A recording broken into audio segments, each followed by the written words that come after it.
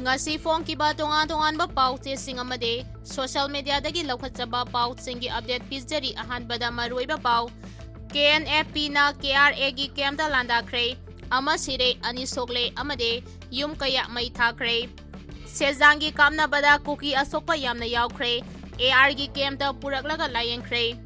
Sejang village dagi Kuki mari asina CRPF camp ta gari lut tawbada chenaba oiramle haire Military na KIA amade DKPDF ki camp sing Lwsinkhre camp sing adudi Meza village amade Nanthai village ni haire Lup mga na sangsilakpa khongjanggi saruk ama oina ngarang su laifam kunawda wakan mifam chatakre akan mamideng changlagani haina PWG MC unification phongdurakre Nongmei Kapnaba Pao condemn tawi Laimakong school gi Mahirai Khara class yawan kidabasi fesong na taray na logde Thangjinggi senglaba kubang ngak senabagi matangda governor na pirakiba thajabasing tabakta onthokadabani haina committee na phongdurakre Miyoi mari ganja keji sanika kuntraga mapan ga kona na Phare Jiribam dagi Imphal fawa rail lambi semba chada humbu tarani thoi loisile Haujik pau sandong na pizari KNFP na KRA gi camta landakhre ama Sire ani Sokle amade yum kaya Mei Thakhre ngarang numidang wairam pung mga khara helakpada Kangpokpi district ki Kegeljang subdivision gi makhada New Kaithelmanbi police station na konba S Kheljang da KNFP na KRA gi camp amada landakhre etek asida miyoy ama Sire ani na Sokle amade yum kaya Mei Thakhre amaromda Kuki NP Manipur gi serol amanade Thaudok asi losilaga NSCNIM amade ZUF Kamchon Kangbuna chathaba etekni haina maral chiragle Thaudok thokliba khul Manipur sarkar gi gazeta S Khenjang haina leiriba mafam ase Thengkhonjang haina maming palagle Nongmei na panduna soklaba nupi adugi maming Chongnu Kipgen chahi 53 aduga angang aduna lemnai nga Kipgen chahi 4 makoi animak oirom thangbak khubomda Nongmei maruna panbane Rims Hospital da laying na bus security force na purakre aduga KNFP na attack tawrakpada mamita panduna sokba KRA gi cadre amade army na lambida purakpada laikanaba ngamdana laikidre hairi soklaba ani additional SP mapan subba sector Assam Rifles Hospital da laying na puraklaba matung kona Rims da purakibane maragasida ngarangi tawdok adu Kuki NP Manipur na akan mamong da yaningda ba phongdoragle Kuki NP gi media cell na thadorak pa cherol amada Ngarang attack adu NSCNIM amasong makogi kunek ZUF Kamchon Kangbuga pulaga chathakiba attack ni hairi thawong adu pangdabasing na tawgadabani hairaduna khulai paibasing aduna ingna singna leijariba Thengkhonjang khulda itat tatana atat akam leitana Nongmei kapsilakpadagi nupi angang asoopan ng kibane Nongmei paijadaba nupi angang singda atamna na Nongmei kapsinduna misam singda aki akang pibana atay kana bakari supangloy mafam aduda deploy tawriba security force sing adugi mathaw karino mafam aduda BSF F company gi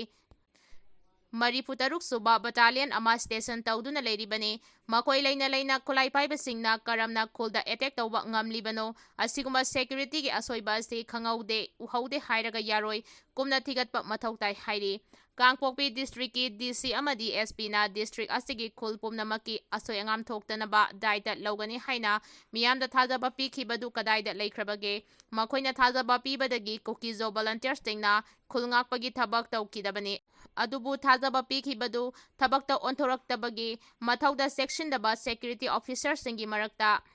action lawbiu Bharat Sarkar amasong Manipur Sarkar anina makhatana Kuki misam singi punsi amade lanthung ngak senba ngamdrabade miyamna thajaba thamlakloi hairi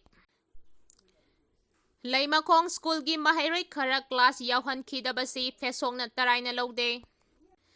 Haukiba numit nini humni asida Kendra Vidyalaya number 3 Imphal Laimakong school gi Mahirai Khara class yawan khidaba ase fesong na taray na logde haina lobasina thadorokpa cherol amana haire Cherol asina makata na haibana chamjaraba karisu khangjadriba mahairoi singi mahaimasing tambada ayat apan piba haibasi paliba lengak asigi lusingba asi mapi mapa oiba singi yamna ikainingai ni haukiba numit kharani asida kebi laimakongda tamliba Mahirai Khara haibadi mitai amasung naga yellow puruki mahairoi singbu class yauhandaba amasung yamna tangdu leitadaba mungnabagi masak ama yamna nauriba angangsing asida aki akhang nanghanba yaba thawong kaya ama chathariba se yamna leibak masa tadaba thawongni school adugi manak nangna Indian Army ki camp leina mahairoi singbu protection piba ngamdaba asisu yamna ikainingai ni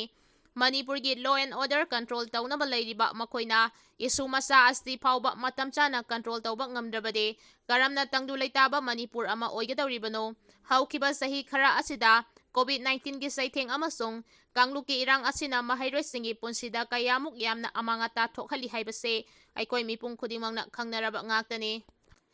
Indian Constitution na piriba fundamental right ama oiriba right to education asi lamdam asida khonggoinari hairaduna tunggi yumbi oigadawriba mahairoi singbo aki akhang nanghanba yaba thabak thawong sing makha tana tawdanaba khangali hairi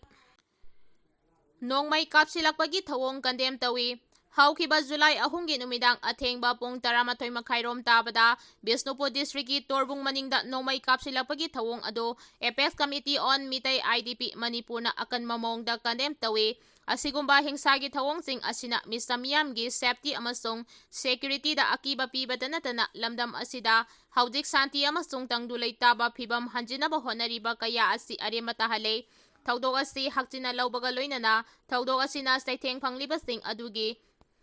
Solidarity da chapchana lepli mari lainaba authorities singi maike dege thawdok asigi matangda mapungphaba investigation chathaduna mara leiba miyoi sing adu masak khangdoktuna chapchaba action laukhatkadabani amasung justice phanghangadabani loinana khudong thiningai oiba jaga singda security hengathangadabani hairi akanba mideng changlagani drug lalonba amadi nupi masasing human trafficking tawbagi damag mayang Imphal Bengundagi Phujam Jiol Haki mathakta akanba mideng changlagani haina lona thingkraba KCPPWG MT unification gi PRO sengkhaingan bana thadurakpa serol amana hairi Islam lining gi fajaraba chanabibu miyamda lana uhallibase pangal miyamna yapam thokte haina paladuna serol asin hai Senglaba Islam lining bu mangthokpa amadi ikaiba pibagi thawong chatharakpa laibak thibane yengnabada chana thaknaba potlam supply tawbaga loinana yengnabagi informer so oiduna drug lalonbagi thawong chathabagi damag miyoi asigi mathakda akanba mideng changnaba warep lawre haina cherol asina hairi Lup mangana sangsilakba khongjanggi saruk ama oina ngarang chu laifam khunawda wakat mifam chathakre Haujik oiriba Manipur gi tangdu leitadaba phibam asigi waroisin ama purau haiba dimanda ngarang laifam khunau mayai lekai leiba multiples community hall da miyamna wakat mifam chathakre Indiana sengatpa khuneki lanmina terrorism gi thawong chathaduna mista miyam gi lanthom mihan mipun amadi yumkai mai thaba khudakta lebhalu haiduna amuko poirei leimarol amawoba kohar amadi MSF haidiba lupmanga asigi mideng makhada tongan mamafam singda chatharakpa wakat khongjanggi saruk ama oina ngarang su laifam khunau club laifam khunau maira paibi singmairong rongmai youth club amade singmairong kabui women society ga khusamnaduna pangthokiba wakat mifam aduda ima ibel kayana saruk yaduna aikhoigi tunglamchat aikhoina semjagadabane India government ki aronba lalong khudakta handuu state terrorism khudakta lepo terrorist singna misamyam hatpa lebhallo terrorism chathariba India gi security force khudakta hankhro amade aikhoigi leibak aikhoina ngakjagadabani haibana singba placard singsu sijinaki miyoi mari ganja kg chaniga kunthra mapanga konana fare Security Force na sting amasung tamgi mapang kayada chathaba operation hi manung chanba Imphal ski lamlai PS na konba tongan mamapam singdagi miyoi mari ganja kg chaniga kunthraga mapan ga fare Police ki pawgi matung ina ganja ga konana faraba miyoi sing adude khurkhuldagi matai mai simre ngangbam Dinesh Pris sabam yaifabane makoy ahum singa real test pudagi fabane simre na masana thaurakpa Mahendra Bolero Pickup registration number MN01AA 5728 ka konana fake Dinesh amasong yaifabana TBS apasi amaga konana fabane Police na makata na action da oinam abung mitay kauba pungdongba makhalaikai miyoi amasu kesa siga mari lainana fagatke marakasida security force na ngarang ayu kangpokpigi Gemon sa Parmainya Police Station na konba mafamdagi yamlaba kusukulaising fagatpa ngamkre faraba kulaising adude magazine yauba 5.56 mn ge insars rifles ama SBBL Nongmei Kungamari DBBL Nongmei ani country made pistol ama pompi ani amasung local made hand grenade amade tongan ba caliber gi kapayariba Nongmei maruk kuntraga mga amasung walkie-talkie set ani paki. Jiribamdagi Imphal fauba rail lambi semba chada humputara nithoi loisile.